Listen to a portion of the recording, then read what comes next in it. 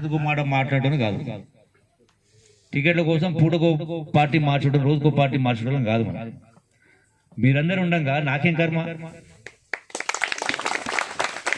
మీరు ఎక్కడ పోతే నేను ఎక్కడ వస్తా, నేను ఎక్కడ పోతే మీరు ఎక్కడ రాకుండా అంటే అందుకనే ఆ కర్మ కొందరికి అవసరం ఉండవచ్చు, మనకు అవసరం లేదు. ఎందుకంటే ఆ సభ్యత, సంస్కారం, ఆ పోరాట పటిమ మీ లోపల ఉంది కాబట్టి, మీరు నాతో పాటుగా నేను మీతో పాటు ఉన్నాం కాబట్టి, మనం అంతిమంగా ప్రజలు కూడా మన వెంబడి ఉన్నారు కాబట్టి.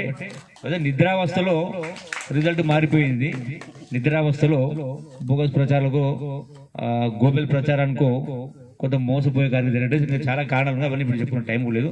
మళ్ళీసారి మనం కలుసుకుందాం. ఒకటి మాత్రం చెప్తా ఉన్నా, ఈ యొక్క ఆత్మీయ సమ్మేళనం అయితే ఏర్పాటు చేసిన వాళ్ళకి మీ అందరికీ కృతజ్ఞతలు తెలియజేసుకుంటూ, మీ గ్రామాలలో మీ సమస్యలు ఏమున్నా, గతంలో నా బాధ్యత కారణంగా ఎక్కువ తిరగలేకపోయినా, ఎక్కువ టైం ఇవ్వలేకపోయినా, రాష్ట్ర మంత్రిగా రాష్ట్రం మొత్తం తిరగాల్సి ఉండింది.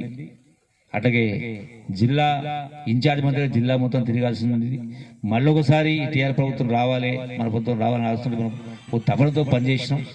కానీ ఎక్కడ ఎంత తిరిగినా మన దగ్గర కూడా ఎక్కడ ఏ తాలూకాలో చేయని పనులు మనం ఎన్నో కార్యక్రమం చేసుకున్నాం. మనం మళ్ళీసారి కూర్చొని మాట్లాడుకుందాం. మీ సమస్యల పట్ల, మీ గ్రామాల్లో సమస్యల పట్ల గడిచిన 2 సంవత్సరాలు మనం మౌనం పాటించినాం. ఒక హనీమూన్ పీరియడ్ అనుకొని మేము సైలెంట్గా ఉన్నాం. వాళ్ళు ఒక ఆత్మ పరిశీలన చేసుకుంటారు, వాళ్ళలో మార్పు వస్తుందని ఎదురు చూసినాం.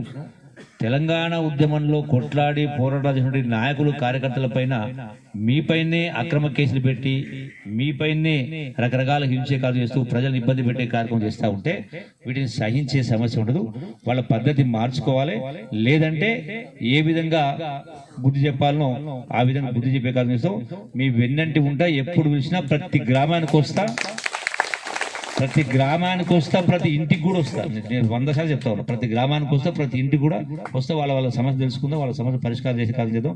ఈ పెండింగ్ పనులపైన కూడా నేను కూడా పై నాయకుల దృష్టి కూడా తీసుకుపోయే కార్యక్రమం చేస్తాం 100%. మరొకసారి మనందరం కలిసి కట్టుగా ఉన్నంతసేపు మనకు ఎప్పుడు కూడా ఎవరు దోసుకుపోయేదని లేదు.